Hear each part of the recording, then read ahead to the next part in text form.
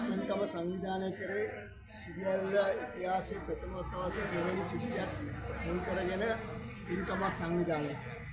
ඒ ගැන අපි ඉලවන් ප්‍රදේශ ක්‍රීඩා සමාජයට ස්තුතිවන්ත වෙන්න ඕනේ.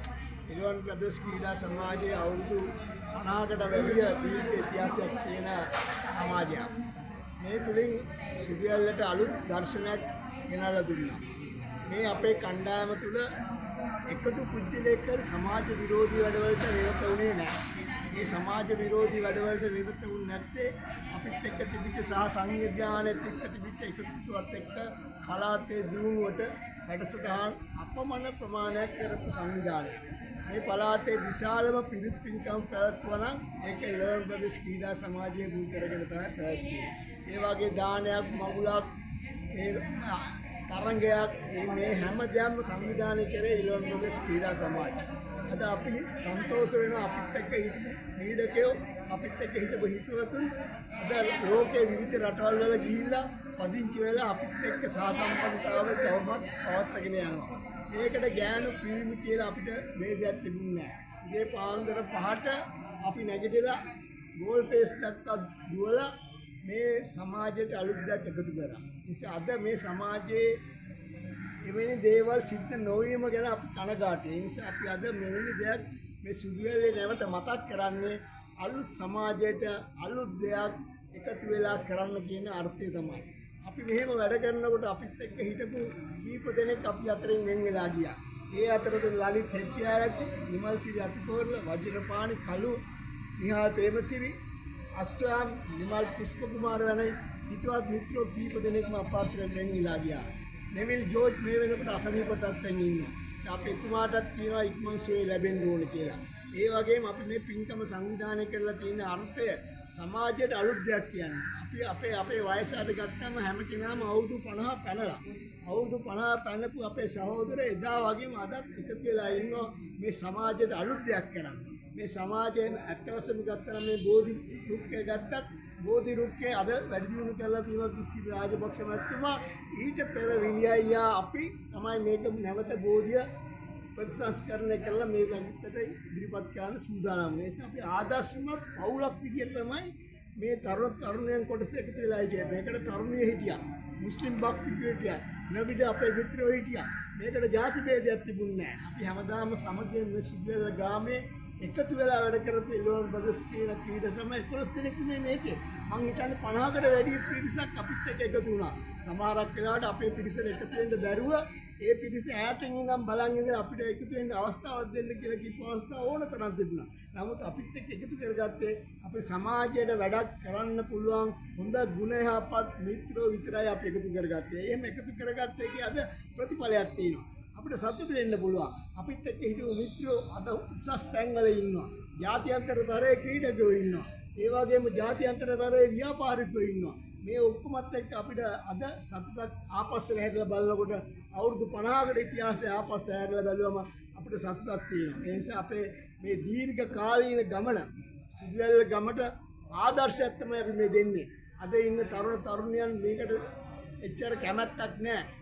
පින්දහම් කරන්න සමාජ විරෝධී වැඩවලට තමයි උඟ දෙනෙක් කැමති. නිසා සමාජ විරෝධී වැඩවලින් තුරන් වෙලා සමාජයට යහපතක් කරන්න මේ ඉලවන් ප්‍රදේශ කියන ක්‍රීඩා සමාජයේ ඒ ප්‍රජා මණ්ඩලය තුළින් අපි මේ අවස්ථාව මතක් කරන්න ඕන. මේ හැම දෙනාම ගුණ යහපත් තත්ත්වයට පත් කරන්න මේ ප්‍රජා මණ්ඩලයේ ඩාලිපාර ප්‍රජා මණ්ඩලය අතහිත දුන්නා.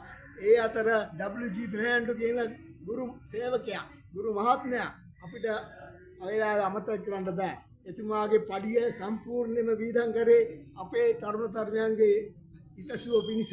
ඒ නිසා අපි මේ වෙලාවේ විශ්වාස කරනවා තරුණ තරුණයන් විදියට නැවත මේ ගමේ අලුතෙන් තරුණ තරුණයන් මේ වගේ යහපත් තරුණ තරුණයන් විශාල සංඛ්‍යාවක් බිහි වේවි.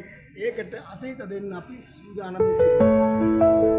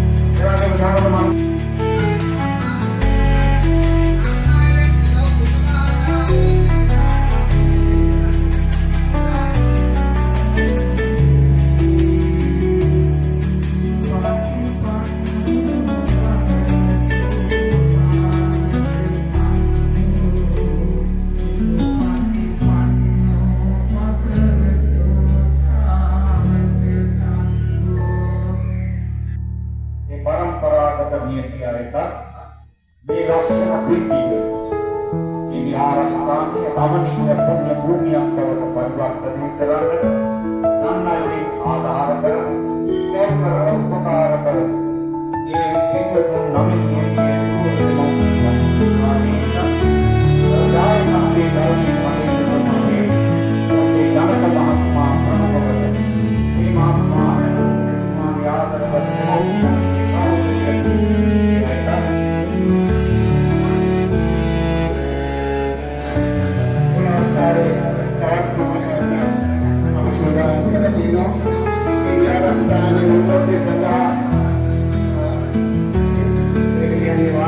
करना यंत्र